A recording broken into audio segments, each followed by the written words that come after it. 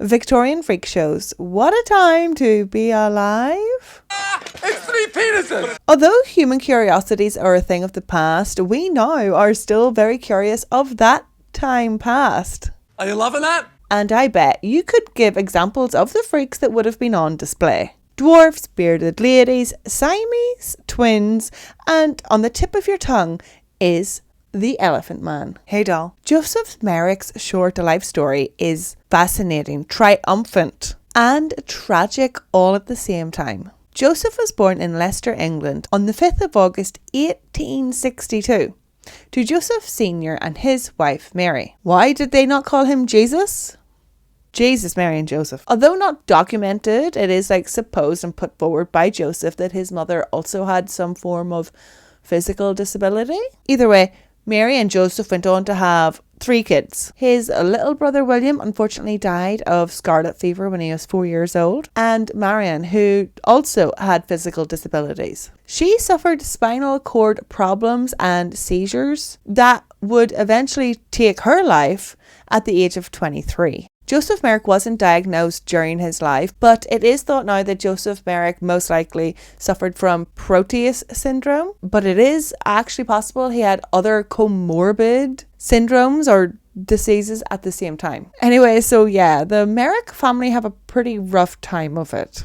Joseph Merrick's physical abnormalities or disabilities only began to develop and show around the age of 2, when he began to develop swelling on his lips, followed by a bony bump on his forehead and a loosening and a roughening of his skin. As he grew, a noticeable difference between the size of his left and right arms appeared, and both his feet became significantly enlarged. This story takes place over 150 years ago, and science and medicine are still in their infancy. Superstitious, old wives' tales beliefs are still the norm, especially in the working class. Hence why the Merrick family explained Joseph's symptoms as the result of Mary being knocked over by an elephant at a fairground while she was pregnant with Joseph. This was printed in pamphlets as well as books and subsequent movies. And this was the concept of maternal impression. It was widely accepted that the emotional experience that a pregnant woman has while pregnant can have lasting physical effects on her unborn child. And actually, Joseph Merrick ascribed to this belief. He believed that this was the cause of his physical disabilities and abnormalities for the rest of his life. He thought it was because his mom got scared at a fair by an elephant.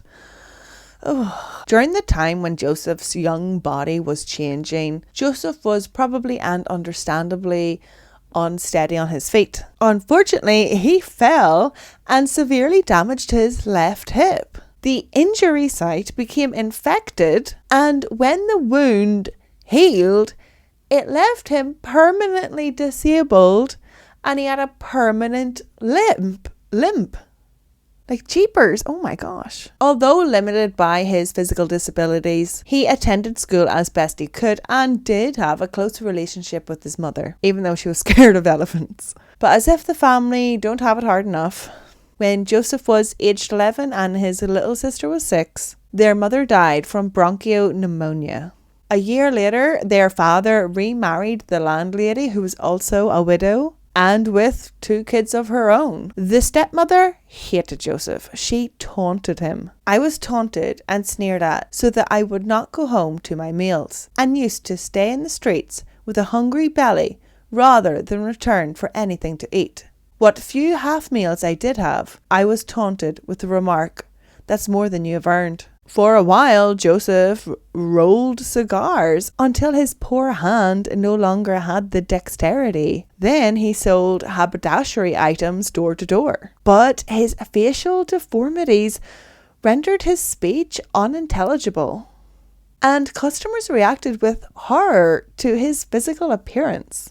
After one particularly bad, unsuccessful sales day, Joseph returned home only to be ridiculed by his stepmother and severely beaten by his father. He had made runaway attempts before, but this time he left for good. At 17 years old, Joseph entered the Leicester Union Workhouse, where he was classified as a Class 1 for able-bodied people, meaning that he was well able to work. What the fuck? What? No. The boy's got a limp, melted fingers, a football growing out the back of his head. How on earth is he able-bodied? So anyway, poor Joseph, they put him to work doing God knows what for 4 years he stayed.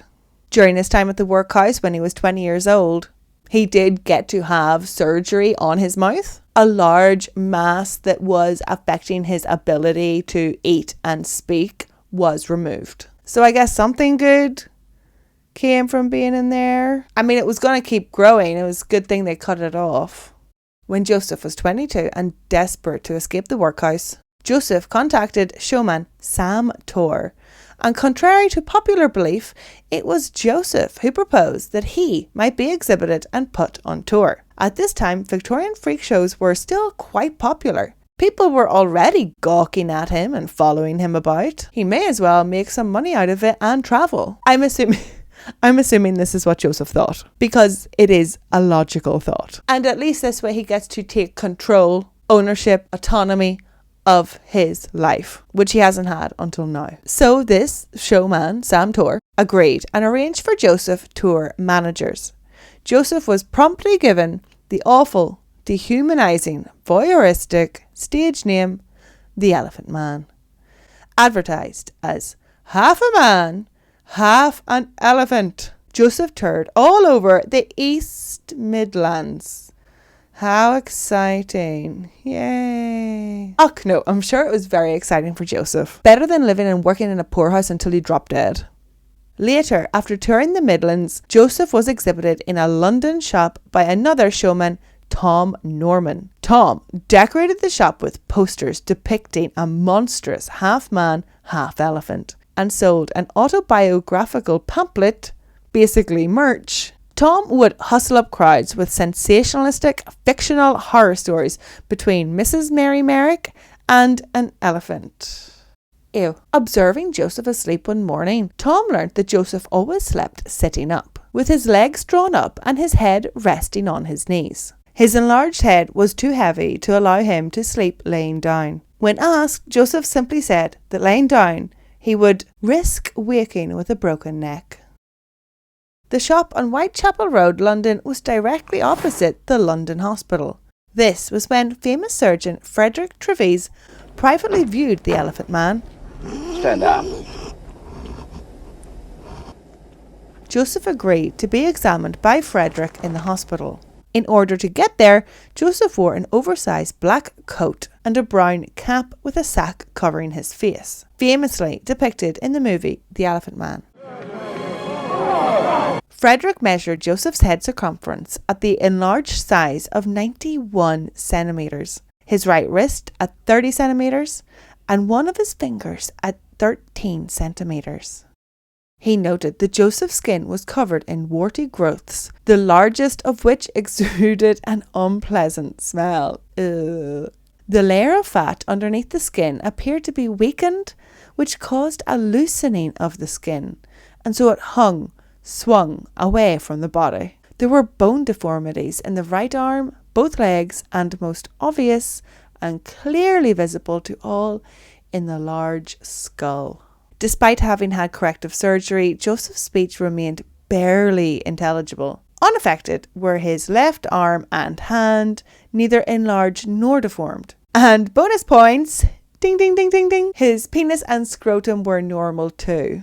Yay! Apart from his growth deformities and limp, Frederick concluded that Joseph was actually in pretty good health. But in Frederick's words, an imbecile. But no, this was not a turning point for Joseph. The good doctor did not save or change Joseph's life. He too put the Elephant Man on display at the Pathological Society of London. After which, shockingly, Joseph told Tom Norman that he didn't want to go back to be examined by the hospital. Joseph said that he was stripped naked and felt like an animal in a cattle market. How tragic and awful is that? That out of all the people who used Joseph as a spectacle, it was the doctors who took the Hippocratic oath that made Joseph feel less human.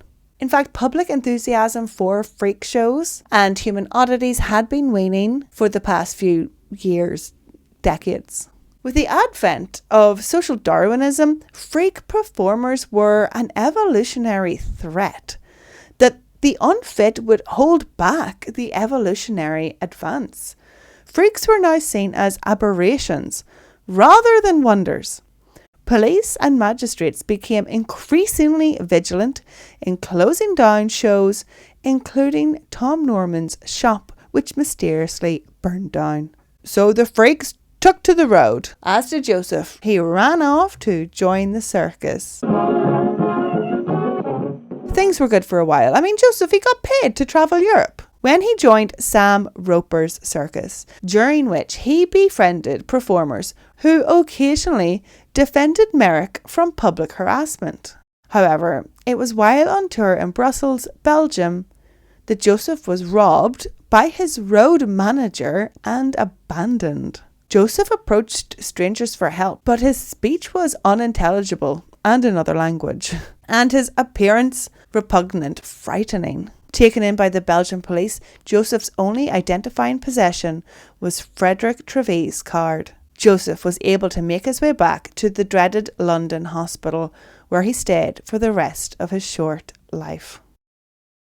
Frederick visited Joseph every single day and spent several hours with him on Sundays. The pair developed a close friendship. Although Joseph never told Frederick everything, Frederick soon realized that Joseph was not intellectually impaired. Joseph was lonely and depressed. And what stood out most to Frederick was that Joseph had been segregated from women his entire life. So Frederick organized for a young widow to visit Joseph in the hospital. For Joseph, it was the first time a woman had ever smiled at him and shook his hand. The woman kept in contact with Joseph, and a letter written by Joseph Merrick to her is the only surviving letter written by Joseph. After this meeting with the widow, Joseph actually became quite famous in high society. He received many visits, letters and donations from the socialite high society community, including Alexandra, the Princess of Wales. She gave him a signed photograph of herself, which became a prized possession, and she sent him a Christmas card every year. High society socialites and nobilities, their kind donations allowed Joseph to live in the hospital for his remaining years. He was able to receive round-the-clock care from nurses, as well as experience excursions, normal human activities, as well as high society activities. After meeting with the pretty widow, Joseph became more confident and asked Frederick for more things he would like to do with his time. So Joseph got to attend the Christmas pantomime at the Theatre Royal, and he got to see inside a real home. Frederick took him to his house on Marylebone and meet his wife, another lady. Joseph travelled to Northamptonshire and stayed at Fawlsley Hall, where he spent his holiday walking the estate woods collecting wild flowers. How peaceful. But all the while, Joseph's condition is getting worse. He required a great deal of care from the nursing staff, and he did spend much of his time in bed. His facial deformities continued to grow, and his head became even more enlarged. For exercise, Joseph would walk the hospital courtyard at night so as not to frighten the other patients. During the day, he spent a lot of time reading books and constructing building replicas out of card that he would then gift to his socialite fans. Look at how amazing this replica is. Spending time building a replica like this reveals so much about a person. They are patient, detail-oriented, execute projects or works of art just for the sheer appreciation of art, design and engineering. Joseph was indeed a man. He was 27 years old and is the earliest member of the 27 Club. On the 11th of April, 1890, Joseph Merrick died in bed, I hope while sleeping. Although the official cause of death was accidental asphyxia, Frederick, who performed the postmortem, concluded that Joseph must have died from a dislocated neck, while knowingly attempting to sleep laying down, like Joseph had said to Frederick before, sleeping like other people. But Joseph Merrick's life as a curiosity to be gawked at didn't end there. Joseph did not receive a Christian burial despite being devout. Instead, almost all sections of his body were dissected, molded and preserved for study, both skeleton and soft tissue. Then during World War II, his skin was just lost.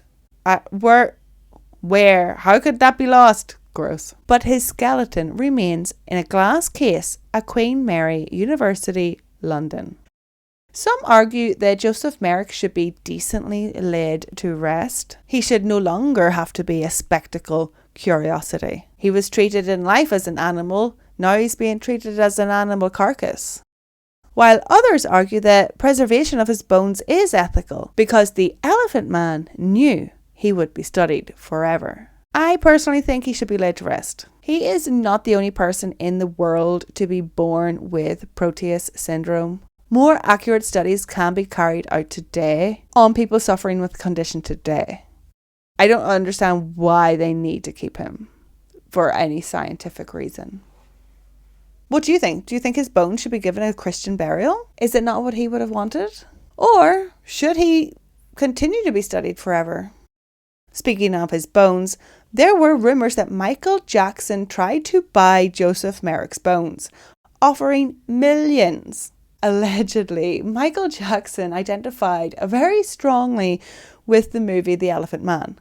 Apparently it made him cry. Who knows if this is true, but there is a nod to the rumour in MJ's music video Leave Me Alone. Yes, it is definitely safe to say that Joseph Merrick, the Elephant Man, is immortal. Books, plays and movies have been made about Joseph Merrick, with the Elephant Man being portrayed by some of the most famous and handsome actors ever. Most notable is the 8-time Academy-nominated David Lynch movie, The Elephant Man, with Anthony Hopkins playing Frederick Treves and John Hurt playing Joseph Merrick, who got to utter the iconic line, "I am not an animal." Still referenced in today's pop culture. I am not an animal.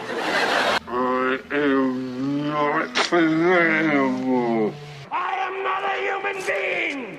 I am an animal.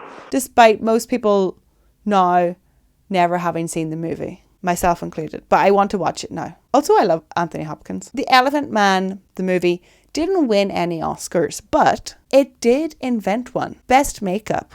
And an Academy Award, an Oscar for Best Makeup, has been an award every single year since. And in a world obsessed with beauty and appearance, would Joseph Merrick have had it any other way?